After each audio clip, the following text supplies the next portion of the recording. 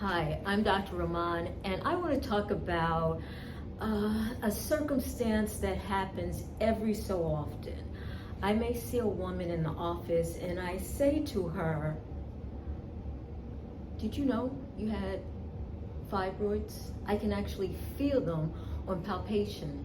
And she looks at me and she's bewildered because she's someone that's been going to the OBGYN on a regular basis. In fact, she may have seen someone the year prior and never had she been told that she had fibroids. And so the question is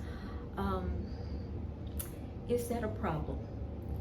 Now, usually what the patient will say at this time is that she didn't know and she feels offended that the previous GYN never mentioned the fact to her. And then at that point, I feel like I'm in a somewhat uncomfortable position, because the reality is that if a woman has fibroids and she's asymptomatic, and usually that's the presentation, she's not coming to see me because she's having pain.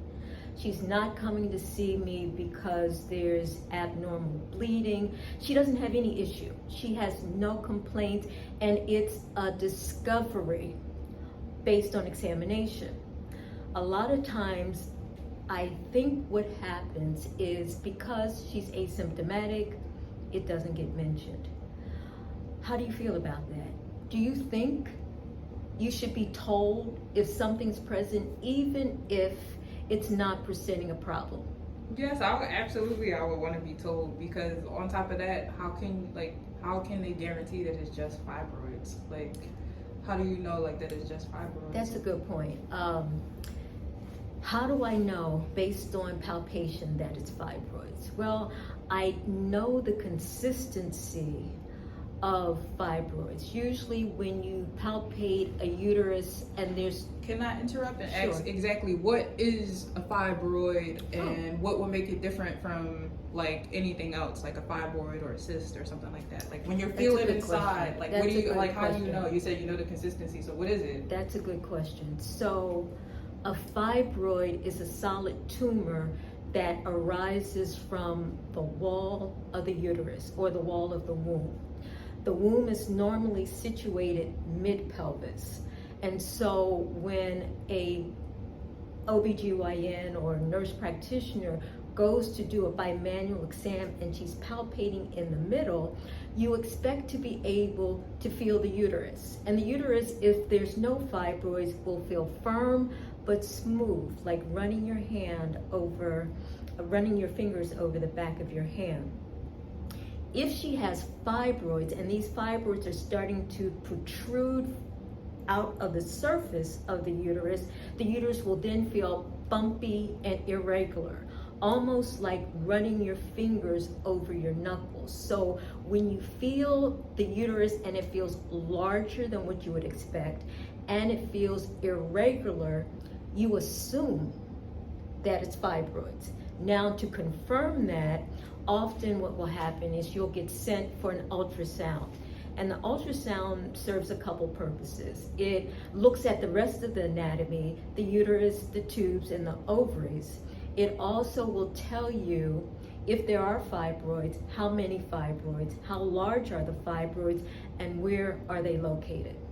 Okay. And what would something else feel like? How would you you said you know what a fibroid feels like? How would you know this is... If I suspected something else? Yeah.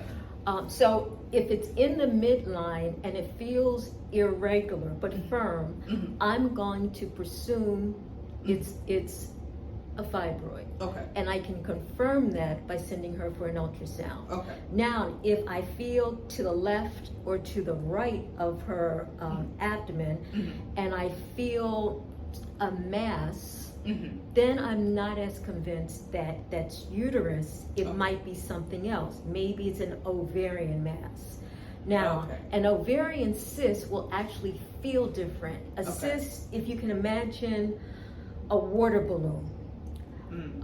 A cyst will feel soft and, impressionable, mushy, Okay. mushy for lack of a better term. And so I can almost feel the softness when I palpate. That doesn't happen with a fibroid. Okay. So it's not necessarily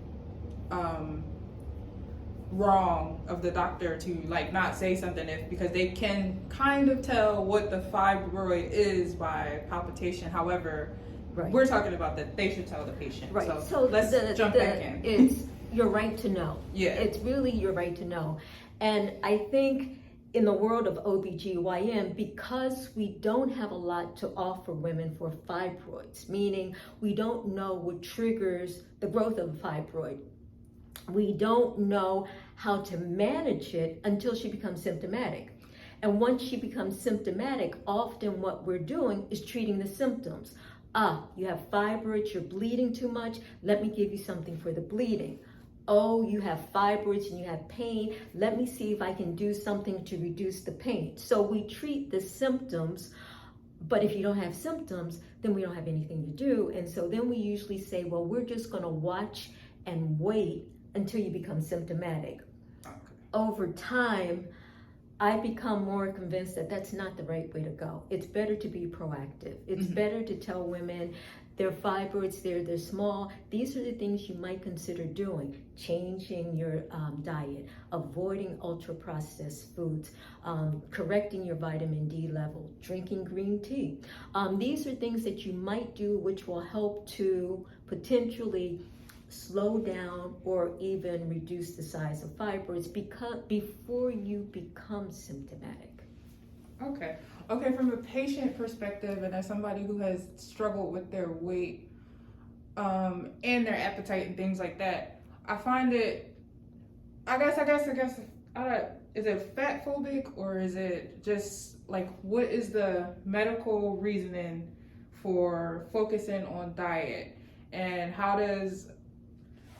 what do you feel about, fat phobia or women who are overweight and who their concerns are often, no matter what's wrong, it's their weight. That's right. And as someone that struggles with it, it's not so much that I don't believe that what I eat isn't important. It's just that, like in my case, like I said, I mentioned I have appetite problems and all kinds of stuff going on. It's just like, well, what do you want me to do about it?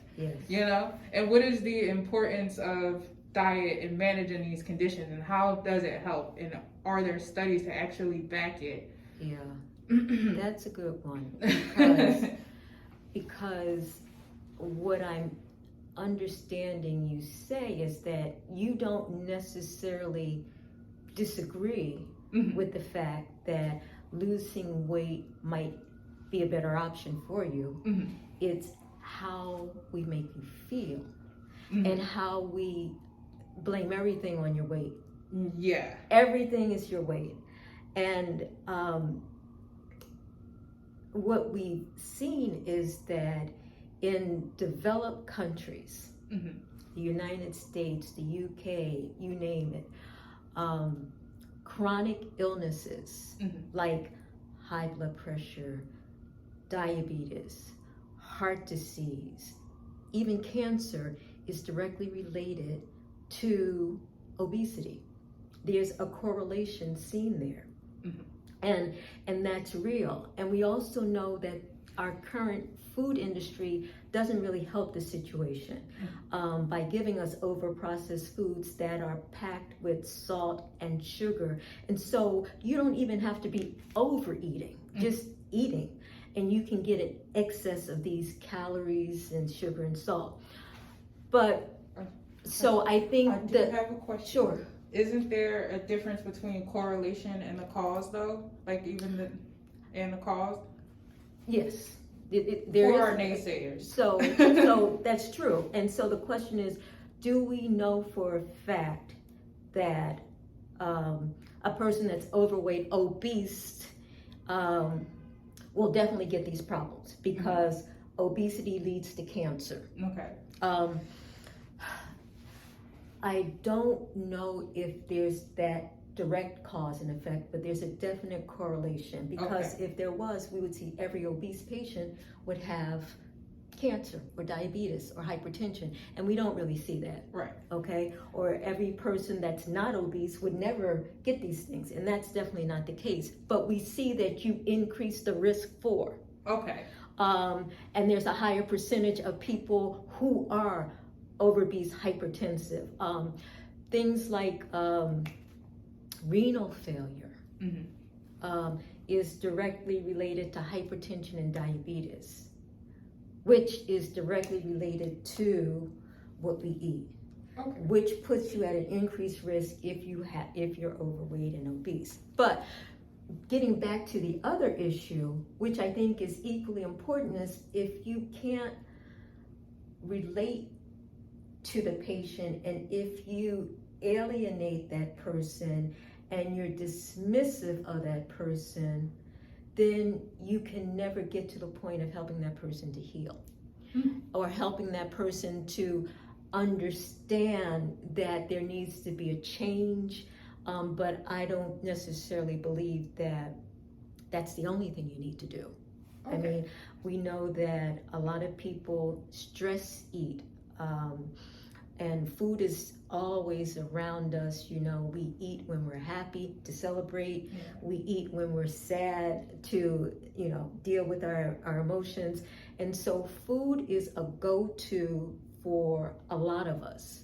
And learning how to modulate our feelings, our thoughts, our appetites is a huge task.